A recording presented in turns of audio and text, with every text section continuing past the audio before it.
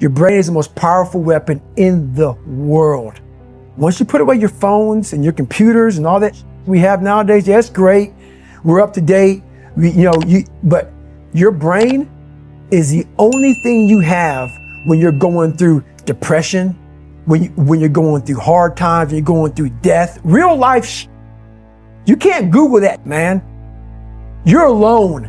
You're alone. You may have a shrink you're going to, you may have a best friend you're going to, but there's 24 hours in the day where you're alone in this brain, and your brain is talking to you in all kinds of ways, and it wants to control you and pull you in these different pockets.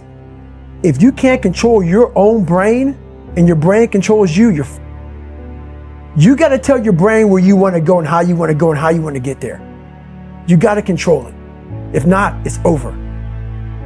What existed for me was, okay, man, how am I going to make this work? And all I knew back then was hard work. The only way anything gets accomplished. That's all I heard back in those days. You gotta work hard. You gotta work hard. I'm not getting I can't get this paragraph. I can't remember what the f***'s in this paragraph to pass this test to get in the military. Read it again. Still not getting it. Read it again. But if you're not getting it, write it out. And that's how I started learning.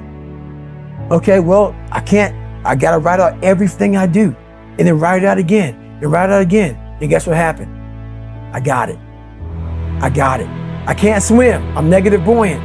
Go back again. I can't swim. Go back again. Go back again. Go back again. I got it.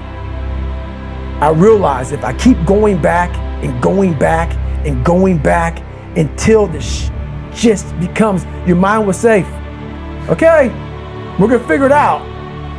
Because he is not going to stop. It's not like I'm gonna try one more time. No, it's just like alarm clock goes off, boop, we're going back. I can't read right, we're going back. I gave myself no way out, and my mind realized that. They said, okay, we're gonna adapt and overcome now. Like a lot of people say, trying hard. Your mind knows, man. It knows this guy's bull. Man, this guy's lying. There's no truth behind it. When I was in Navy SEAL training, people go, how were you there for 18 months? The program was only 6 months long. You were in 3 hell weeks in 1 year. No one's ever done that. How did you do that? I talk about the new norm. When I lived in a $7 a month place when I was growing up for a short period of time, I loved it. I didn't know any different. That was my norm. Once we moved out of that place, we moved to a $236 a month place. I was like, I never want to go back to that little piece of shit. But if you go back to that $7 a month place and you realize this is where I live, this is all I got, your mind says, roger that, this is home.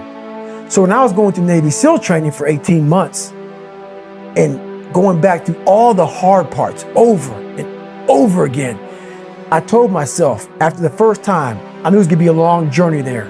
My body was breaking down. It was just how it was going on. I said, you know what? This is my new norm.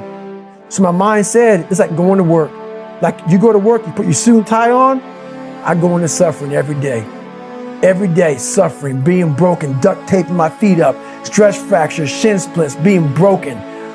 This is my new norm. And your mind says, if we're not broken, this ain't normal.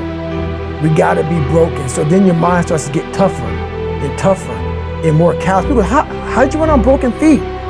Broken shins. My mind knew this is how we operate. We're in Navy SEAL training. This is what we are. I became hell. And that became my new norm. I gave myself no way out. There was nothing outside these walls of hell. Nothing. I love God, but for a short period of time, I became the devil because that was hell. I became the boss, the owner, the CEO of Navy SEAL training. That was my mindset. And that's how you get through things. You immerse yourself wherever it is, and you become that. You become that and give yourself no way out. When I was 297 pounds and I was fat as hell trying to be a Navy SEAL, the scariest thing in the world to me, even to this day, was that could have been the rest of my life. I thought then I was trying hard. That's the scariest thing in the world. I thought then 297 pound, working for Ecolab, spraying for cockroaches, making $1,000 a month. I thought that was me at my 100% potential. Come to find out, a few years later, I wasn't anywhere near that. 106 pounds less, graduated Navy SEAL training, went on to do all these other things. Looking back on that, that was me trying hard. That's why people gotta understand, what is in us, we have no idea until we start trying hard. And I mean really trying hard, where you're obsessed with, hey, this is my new norm. My new norm is that, wow, this isn't always fun. It's not always meant to be fun. And that's when you know you're trying hard. People hear my story and think this guy is sadistic. I realized how the brain works. I figured out how the brain works. I'm a scared kid, and that's what gives me so much power. I had no foundation, and I built this off of just researching the mind. The feeling you get is basically invincibility. You realize that you can't do it all the time.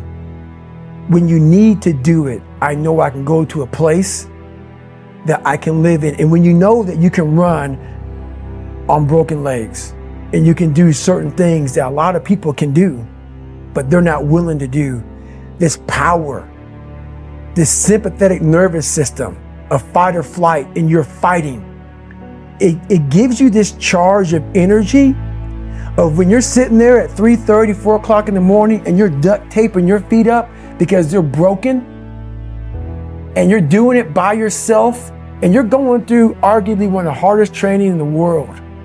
And these guys, most of them are healthy, and you're going through it broken, and you're already at a disadvantage, but you're still there. You can feed into that and tap into that for a lot of power. But if you look at it, well, I'm broken, man. I'm not gonna make it.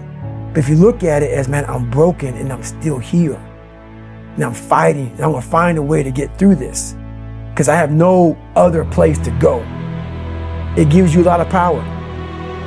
When things start to suck really, really bad, my brain and a lot of people's brain, they don't go to your dad beating you up. Your brain says, we gotta get the out of here. This is miserable. So anger goes away a lot of times when you're suffering because your brain just says, we gotta run. We gotta go. So that anger is not popping up saying, oh, I wanna show them. I wanna show those people. No, there has to be a much deeper. When I say deeper, it has to be down to mineral soil. It has to be down to that nice mineral soil where nothing can burn. You can't burn dirt.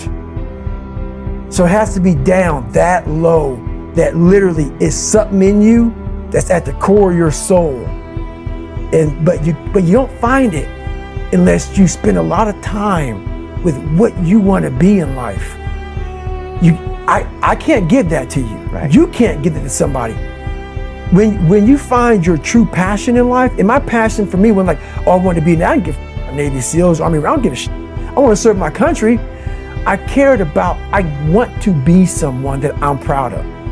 I want to look at myself in the mirror because I was so disappointed. That accountability mirror I talk about, I was so disappointed in what I saw every day. I wanted everybody to love David Goggins. And a lot of people did. I didn't love myself. But I knew a lot of us want to find peace first.